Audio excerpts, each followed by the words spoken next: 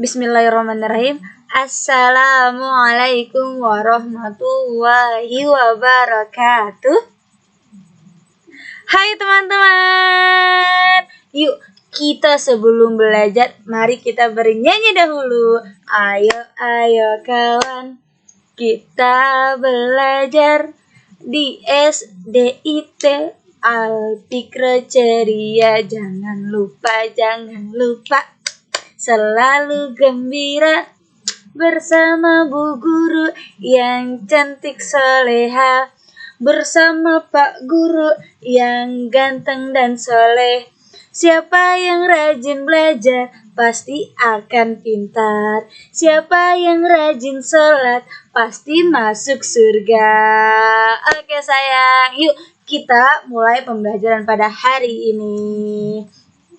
Alhamdulillah nih Kak, bertemu lagi dengan Bu Epi di pembelajaran matematika di bab 2 yang materinya operasi hitung campuran. Ingat, ini pembelajaran di kelas 6. Oke, sebelum kita memasuki pembelajarannya, yuk mari kita berdoa terlebih dahulu. Angkat kedua tangannya kakak-kakak kelas 6 yang soleh, yang cantik, yang ganteng, yang soleha. Kebalikan Bu Guru kan harusnya yang cantik soleha, yang ganteng soleh. Ayo kita angkat kedua tangannya, berdoa, dimulai.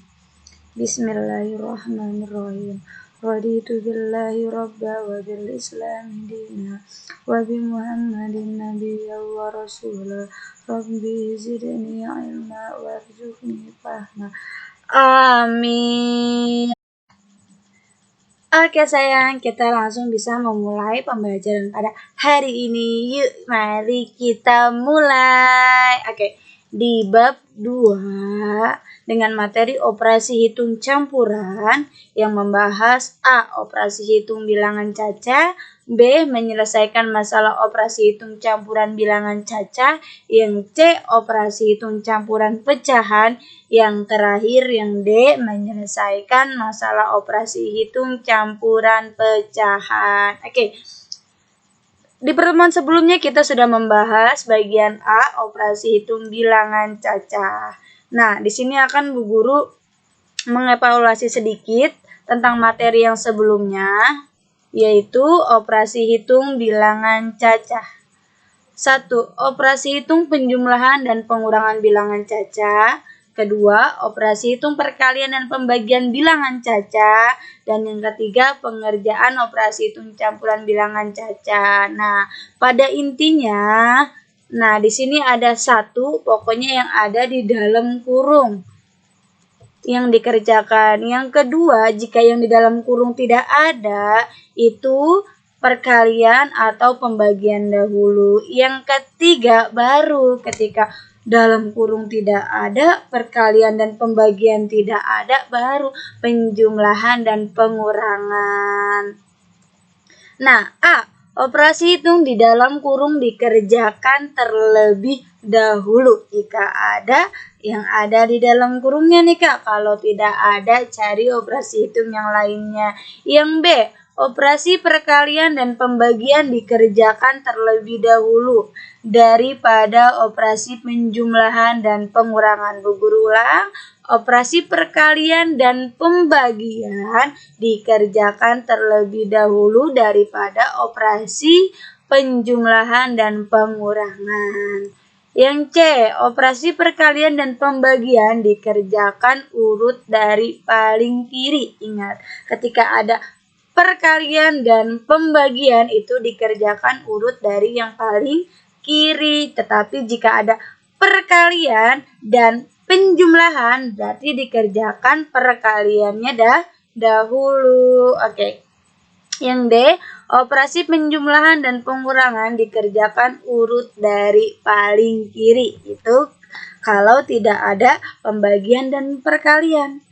Kalau tidak ada berarti dikerjakan dari yang paling kiri atau urut yang paling kiri. Oke, ketika ada penjumlahan, hanya ada penjumlahan dan pengurangan, berarti kakak-kakak kerjainnya urut dari paling kiri. Tetapi jika ada perkalian, ada pembagian, ada penjumlahan, berarti kita kerjakan perkalian dan pembagiannya dahulu, baru penjumlahannya. Tetapi nih, jika ada yang di dalam kurung, berarti kita kerjakannya yang paling utama, yang paling dahulu, berarti yang ada di dalam kurung. Oke.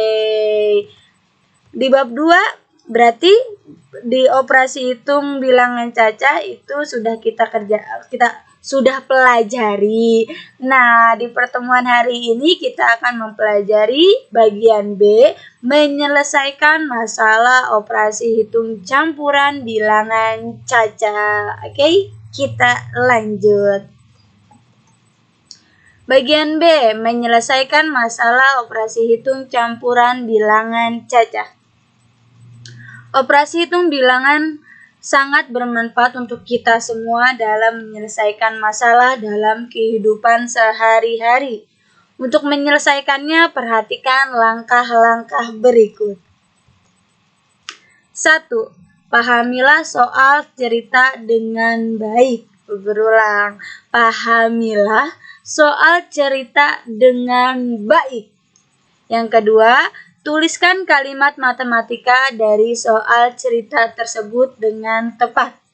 Yang ketiga, hitunglah kalimat matematika yang telah dibuat. Oke, kita lanjut. Kita langsung memasuki contoh soal yang pertama. Dengarkan baik-baik.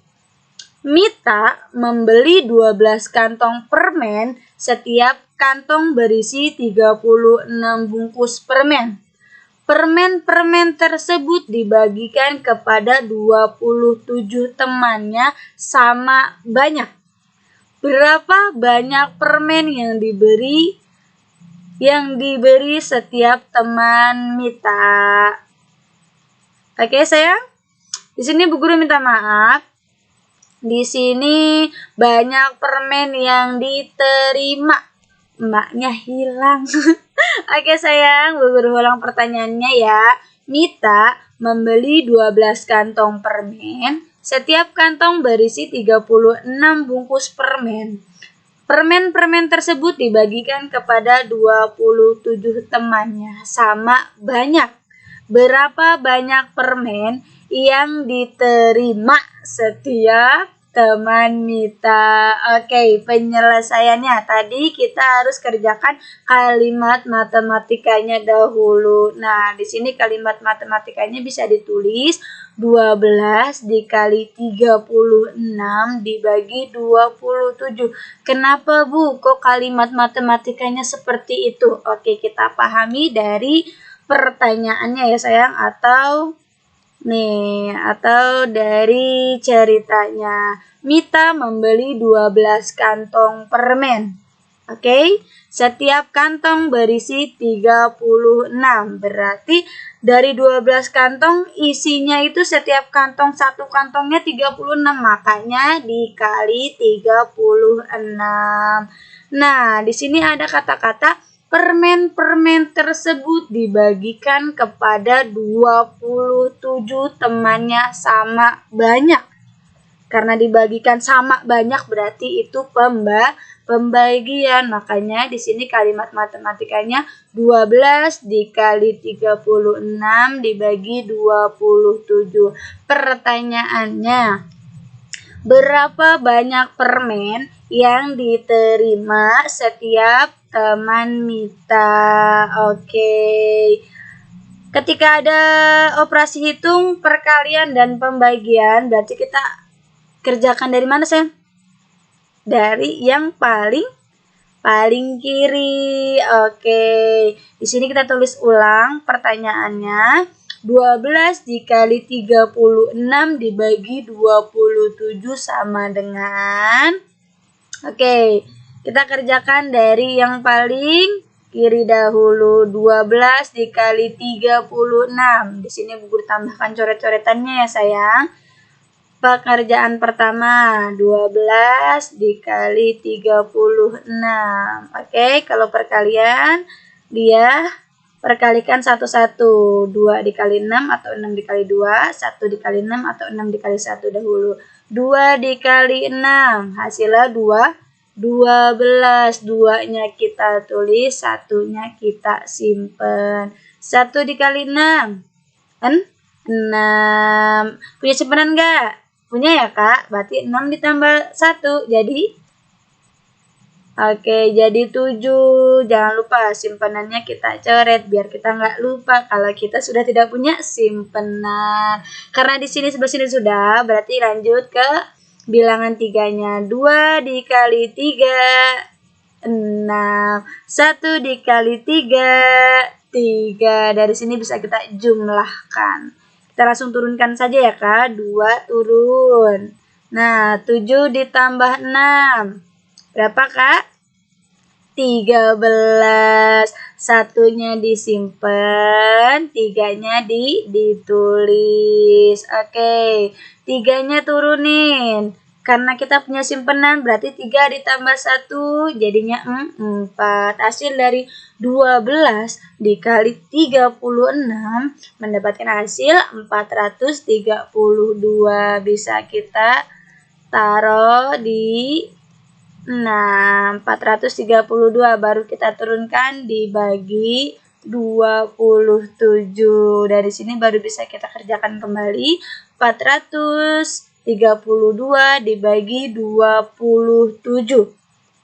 Oke, di sini ada 432 dibagi 27. 432 dibagi 27. Kita ambil angka 1, 4 di sini nggak mungkin ya Kak, karena 1 dikali 27 itu udah melewati angka atau bilangan 4. Berarti kita ambil 2 bilangan, 43.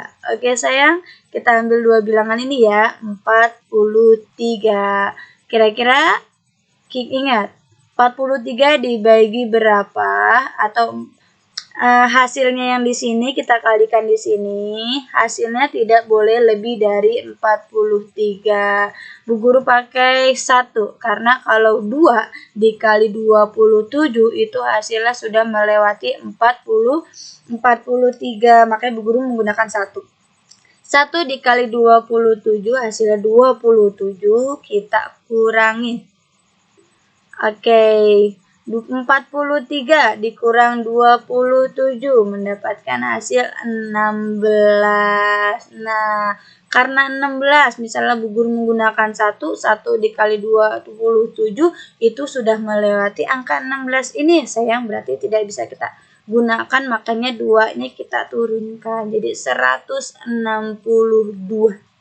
Oke, 162 dibagi 27 atau 27 dikali berapa yang mendekati 162, tidak boleh lebih. Oke, Bu Guru menggunakan 6, karena 6 dikali 27 hasilnya 162. Kita kurangi, 162 dikurang 162 hasilnya 0. Berarti di sini hasil ya Kak, di sini sisa. 432 dibagi 27 hasilnya 16. Oke, kita bisa tulis di sini 432 dibagi 27 mendapatkan hasil 16. Jadi, banyak permen yang diterima setiap teman Mita adalah 16 bungkus. Oke sayang, kita lanjut. Ke contoh soal yang kedua. Pak Nanang mempunyai 3 kandang ayam. Setiap kandang berisi 40 ekor ayam, di mana 12 diantaranya merupakan ayam jantan. Pada suatu hari, semua ayam betina bertelur masing-masing 1 butir. Jika telur-telur tersebut ditempatkan dalam 14 wadah secara merata, berapa butir telur yang dapat dimuat di setiap wadah? Bu Guru ulang. Pak Nanang mempunyai 3 kandang ayam. Setiap kandang berisi 40 ekor ayam di mana 12 diantaranya merupakan ayam jantan. Pada suatu hari, semua ayam betina bertelur masing-masing 1 butir. Jika telur-telur tersebut ditempatkan dalam 14 wadah secara merata, berapa butir telur yang dapat dimuat di setiap wadah? Oke, penyelesaiannya yuk kita kerjakan bersama-sama. Kalimat matematikanya harus kita pahami ya nih Kak. Di sini 3 dikali dalam kurung 40 dibagi 12 tutup kurung dibagi gugur ulang. Maaf ya sayangnya. 3 dikali dalam kurung 40 dikurang 12 tutup kurung dibagi 14. Kenapa bisa seperti ini Bu? Nih kita ulang dari soal ceritanya. Di sini ada 3 kandang. Setiap kandang berisi 40 ekor ayam di mana 12 diantaranya merupakan ayam jantan. Oke sayang, di sini makanya kita kurangin 12.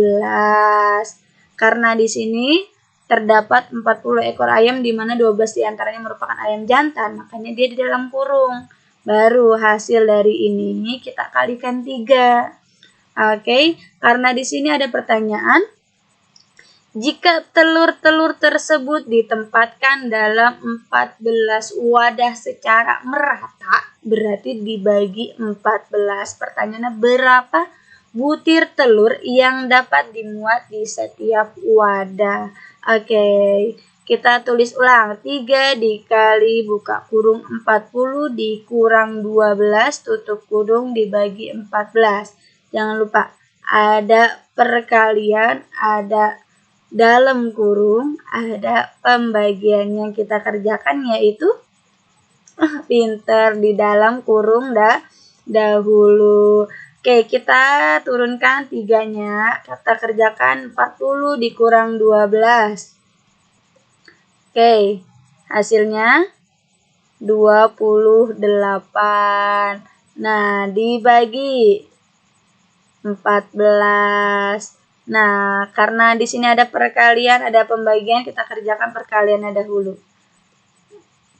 Oke, 3 dikali 28.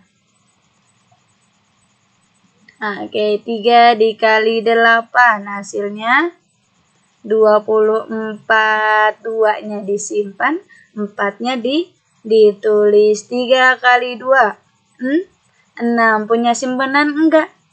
Kalau punya kita tambahkan, berarti 6 ditambah 2, 8. Hasil dari 3 dikali 28, 84. Kita tulis, baru kita turunkan, dibagi 14. Oke, cara yang kedua, berarti 84 dibagi 14. 84 dibagi 14, yaitu 6 dikali 14 hasilnya 84. Oke, kita kurangkan 0, berarti 84 dibagi 14 hasilnya 6. Nah, jadi setiap wadah dapat memuat telur sebanyak 6 butir. Oke, kita masuk contoh soal yang ketiga. Seorang petani memanen 375 buah semangka. Setelah diperiksa, semangka yang dipetiknya ada 150 buah yang berukuran besar, 185 buah berukuran sedang, dan sisanya berukuran kecil. Berapa buah semangka yang berukuran kecil? Guru ulang. Seorang petani menanam 375 buah semangka. Setelah diperiksa, semangka yang dipetiknya ada 150 buah yang berukuran besar, 185 buah berukuran sedang, dan sisanya berukuran kecil. Pertanyaannya, berapa buah semangka yang berukuran kecil? Oke sayang, penyelesaiannya kita tulis kalimat matematikanya dahulu. Oke, di sini ada 375 dikurang dalam kurung 150 ditambah 185. Oke, bisa dilihat. Kenapa bisa seperti ini, Bu? Karena kita telaah di soal ceritanya. Di sini ada 375 buah semangka. Setelah diperiksa, semangka yang dipetiknya ada 150 buah yang berukuran besar, 185 buah berukuran sedang, dan sisanya berukuran kecil. Berarti ini bisa kita tulis di dalam kurung, Kak. Oke, pertanyaannya berapa buah semangka yang berukuran kecil? Karena di sini sisanya. Berarti 375 di dalam kurung kita tambahkan ukuran besarnya dan ukuran kecilnya. Nah, dari hasil ini bisa kita kurangkan kayak Kak. Jadi hasilnya ini, sisanya ini baru yang semangka berukuran kecil. Kita tulis ulang. 375 dikurang dalam kurung 150 ditambah 185. Jangan lupa kita kerjakan yang ada di dalam kurungnya dahulu. Oke, kita turunin lagi Kak. 375 dikurang 150 ditambah 185 mendapatkan hasil 335. Nah, baru bisa kita operasikan lagi. 375 dikurang 335 mendapatkan hasil 40. Jadi, jumlah buah semangka yang kecil adalah 40 buah. Oke sayang, Bu Guru ulang. Berarti 150 buah yang berukuran besar, 185 buah berukuran sedang, dan 40 buah yang berukuran kecil. Oke sayang, alhamdulillah kita sudah belajar bersama-sama. Sekarang yuk mari kita kerjakan halaman 44, nomor 2, nomor 3, nomor 5, nomor 8, nomor 10. Berarti ada 5 soal cerita. Silakan dikerjakan. No, tidak boleh menggunakan Google. Oke sayang? Yuk. Berapapun hasilnya, gimana pun caranya, yang terpenting hasil kita sendiri, karena itu lebih memuaskan untuk diri kita sendiri. Ingat, tidak ada yang sia-sia. Oke sayang, pembelajaran kita sudah selesai. Oke, kita tutup dengan membaca hamdalah. Alhamdulillahirabbil alamin. Bu Guru pamit, jaga kesehatan, selalu belajar, tetap semangat. Oke, terima kasih. Assalamualaikum warahmatullahi wabarakatuh.